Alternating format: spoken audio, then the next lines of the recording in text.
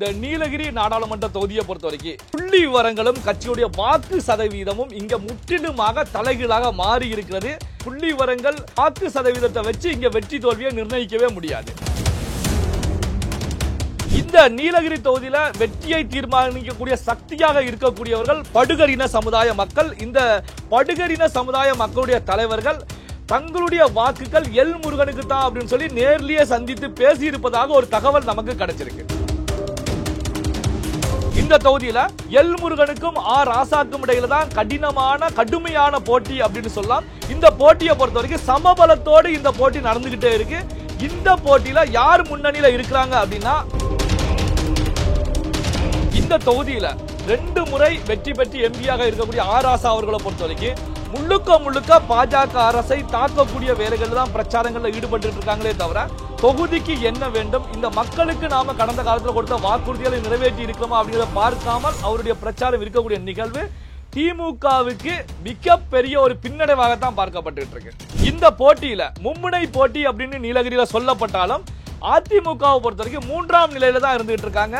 முதல் நிலையில யாருக்கு இடையில போட்டி அப்படின்னா பாரதிய ஜனதா கட்சிக்கும் திமுகவுக்கும் இடையில தான் கடுமையான போட்டி நிலவிக்கிட்டே இருக்கு. முதல்வர் மு.க. ஸ்டாலின் அவர்களுக்கும் ரிப்போர்ட் போயிருக்கிறது. ரிப்போர்ட்டை பொறுத்த வரைக்கும் பாத்தீங்கன்னா இந்த நீலகிரி தொகுதியில திமுகவை பொறுத்த வரைக்கும் வெற்றி அப்படிங்கிறது உறுதியாக தெரிவிக்க முடியாத நிலையில நெக் மூவ்மெண்ட் அப்படிங்கிற அடிப்படையில தான் இந்த தொகுதியுடைய ரிப்போர்ட் சென்றிருப்பதா திமுக மட்டத்தில இருந்து நமக்கு தகவல் கிடைச்சிருக்கு. அதே நேரத்தில் பாத்தீங்கன்னா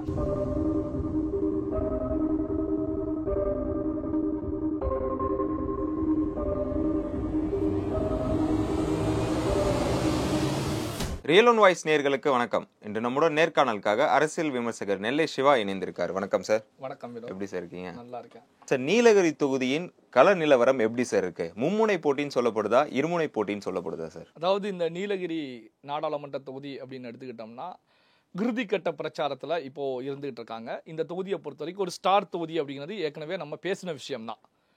இந்த இறுதிக்கட்ட நிலவரம் அப்படின்னாலும் இந்த தொகுதியை பொறுத்த வரைக்கும் மற்ற நாடாளுமன்ற தொகுதிகளோட கம்பேர் பண்ணி பார்க்கும்போது இந்த தொகுதியில புள்ளி விவரங்களோ அல்லது வாக்கு சதவிகிதங்களோ எந்த கட்சி இத்தனை சதவீத வாக்கு வங்கி வச்சிருக்காங்க அல்லது கடந்த காலத்தில் இருக்கக்கூடிய நிலையில இவங்க வாக்களை பெற்று வெற்றி பெற்றாங்க, இந்த புள்ளி விவர கணக்குகளோ அல்லது வாக்கு சதவீதமோ இந்த தேர்தலில் ரிஃப்ளெக்ட் ஆக போறது கிடையாது. காரணம் என்ன அப்படின்னா கள நிலவரம் இதற்கு தலைகீழாக மாறி இருக்கிறது அப்படின்னு சொல்லலாம். அதாவது இங்க பாத்தீங்கன்னா களத்தில் நிற்கக்கூடிய 3 வேட்பாளர்களுமே ஸ்டார் வேட்பாளர்கள் அப்படின்னு சொல்லலாம். ஒன்னு திமுக சார்பாக ஆர் ராசா களத்தில் இருக்காங்க.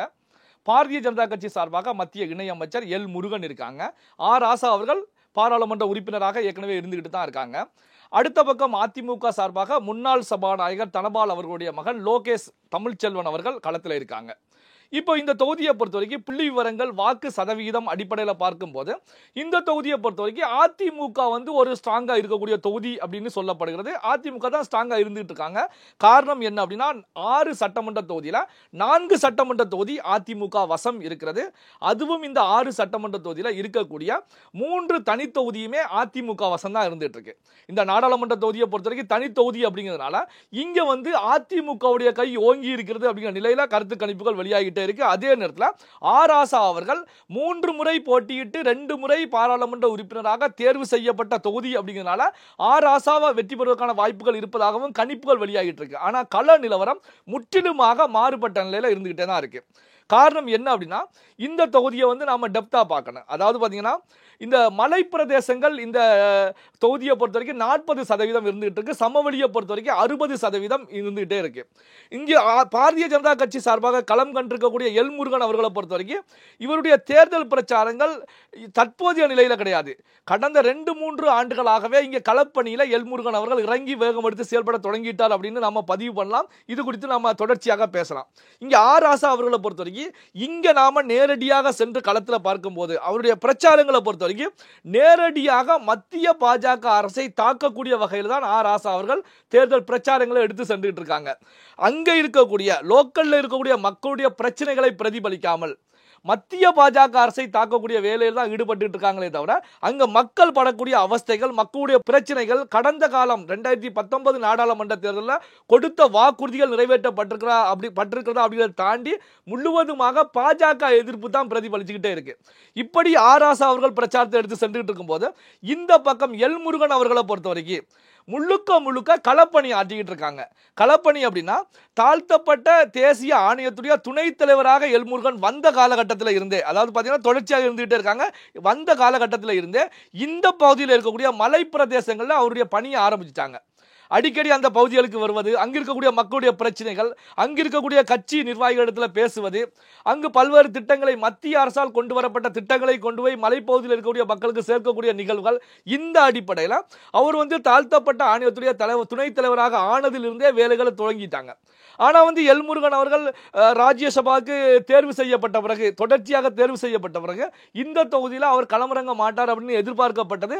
ஆனால் ராஜ்யசபா எம்பியாக தேர்வு செய்யப்பட்ட பிறகு பாஜக தலைமையை பொறுத்த வரைக்கும் அங்கிருக்கக்கூடிய வெற்றி தோல்வியை தீர்மானிக்கக்கூடிய படுகர் சமுதாய மக்களிடத்தில் எல்முருகனுக்கு தனிப்பட்ட செல்வாக்கு இருக்கிறது அப்படிங்கிற அடிப்படையில் தான் எல்முருகன் அவர்களை களத்தில் இறக்கி விட்டாங்க. அப்போ இந்த தொகுதியை எடுத்து பார்த்தோம் அப்படின்னா இந்த படுகர் சமுதாய மக்களை பொறுத்த வரைக்கும் 30% பேர் இந்த தொகுதியில் இருந்துட்டு இருக்காங்க. இந்த படுகர் சமுதாய மக்களை பொறுத்த வரைக்கும் ராசா அவர்களுடைய பேச்சுக்கள் இந்த மக்கள் மத்தியில் மிகப்பெரிய ஒரு அதிருப்தியை உருவாக்கி இருக்கிறது அப்படிங்கிறத நேரடியாகவே பார்க்க முடிகிறது. காரணம் என்ன அப்படின்னா ஹிந்து மத எதிர்ப்பு அப்படிங்கிற விஷயம் இந்த மக்களிடத்தில் மிகப்பெரிய அளவில் பிரதிபலிச்சுக்கிட்டே இருக்கு.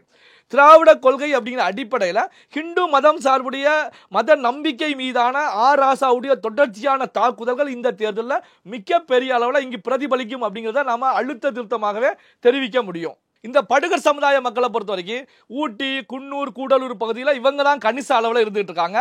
இந்த இங்கு வரக்கூடிய இந்த நாடாளுமன்ற தொகுதியில் வரக்கூடிய மேட்டுப்பாளையம் சட்டமன்ற தொகுதியை நாம எடுத்து பார்த்தோம் அப்படின்னா அந்த பகுதியில் ஒக்கலிக்கா கவுடா அப்படிங்கிற கவுடான்னு சொல்லக்கூடிய மக்கள் 50% அந்த சட்டமன்ற தொகுதியில் இருக்காங்க. இந்த ஒக்கலிக்கா கவுடா சமுதாய தலைவர்களை பொறுத்த வரைக்கும், அவருடைய சமுதாய தலைவர்களை பொறுத்த வரைக்கும் எல்முருகன் அவர்களை சந்தித்து நேரடியாகவே பேசியிருக்காங்க அப்படிங்கிற ஒரு தகவல்களையும் நாம் அங்கு நேரடியாக பார்க்க முடிந்தது.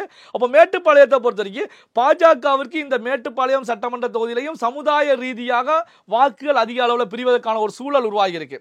அதே நேரத்தில் எடுத்துக்கிட்டீங்கன்னா மற்ற சமுதாயங்கள் அப்படின்னு எடுத்துக்கிட்டீங்கன்னா தலித் சமுதாயத்தை பொறுத்த வரைக்கும் 20% பேர் இருக்காங்க. நாயக்கர்கள், கவுண்டர்கள், இப்படி தொடர்ச்சியாக பரவலாக மற்ற சமுதாய மக்கள் இருந்துகிட்டே இருக்காங்க.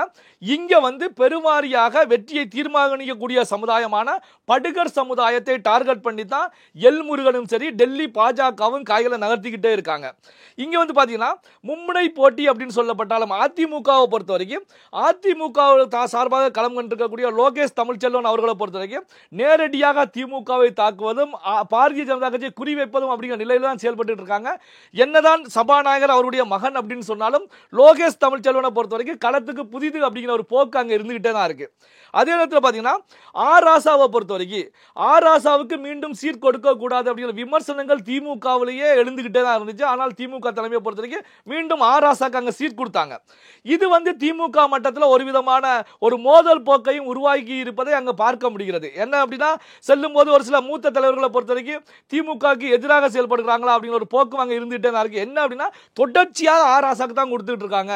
கட்சியில பல பேர் இருந்தும் ராசாவுக்கு தான் சீட் கொடுக்குறாங்க அப்படின்னா விமர்சனங்களும் அங்க முன்வைக்கப்பட்டு தான் இருக்கு. இப்போ கள நிலவரம் அப்படிங்கிற நிலையில பார்க்கும் போது இந்த நீலகிரி நாடாளுமன்ற தொகுதியை பொறுத்த வரைக்கும் முதல்வர் மு.க. ஸ்டாலின் அவர்களுக்கும் ரிப்போர்ட் போயிருக்கிறது. ரிப்போர்ட்டை பொறுத்த வரைக்கும் பாத்தீங்கன்னா இந்த நீலகிரி தொகுதியில திமுகவை பொறுத்த வரைக்கும் வெற்றி அப்படிங்கிறது உறுதியாக தெரிவிக்க முடியாத நிலையில நெக் மூவ்மெண்ட் அப்படிங்கிற அடிப்படையில் தான் இந்த தொகுதியுடைய ரிப்போர்ட் சென்றிருப்பதா திமுக மட்டத்தில் இருந்து நமக்கு தகவல் கிடைச்சிருக்கு. அதே நேரத்தில் பாத்தீங்கன்னா பாரதிய ஜனதா கட்சியை பொறுத்த வரைக்கும் டெல்லி பாஜக தலைவர்கள் இந்த தொகுதியை குறி வச்சு வேகம் எடுத்து செயல்பட்டு இருக்காங்க. காரணம் என்ன அப்படின்னா எல்முருகன் அவர்கள் வெற்றி பெற வேண்டும், மத்திய இணையமைச்சராக வேற இருந்துட்டு இருக்காங்க, இங்க வெற்றி பெற வேண்டும் அப்படிங்கிற நிலையில செயல்படக்கூடிய நிகழ்வை பொறுத்த வரைக்கும். அதே நேரத்தில் எல்முருகன் அவர்களை பொறுத்த வரைக்கும் மலைவாழ் மக்களுக்கு மோடி அவர்கள் செய்து கொடுத்திருக்கக்கூடிய திட்டங்கள், அதாவது பிரதமருடைய வீட்டு திட்டம், அதே நேரத்தில் பாத்தீங்கன்னா இலவச கேஸ் இணைப்பு, இப்படி பல்வேறு திட்டங்களை மலைவாழ் மக்களுக்கான திட்டங்களை அங்க முன்னிறுத்தி தான் அங்க பிரச்சாரங்களை மேற்கொண்டு இருக்காங்க. அதே நேரத்தில் பாத்தீங்கன்னா இந்த படுகர் சமுதாய மக்களுடைய தலைவர்களும் எல்முருகன் அவர்கள் மீட் பண்ணி பேசியிருக்காங்க.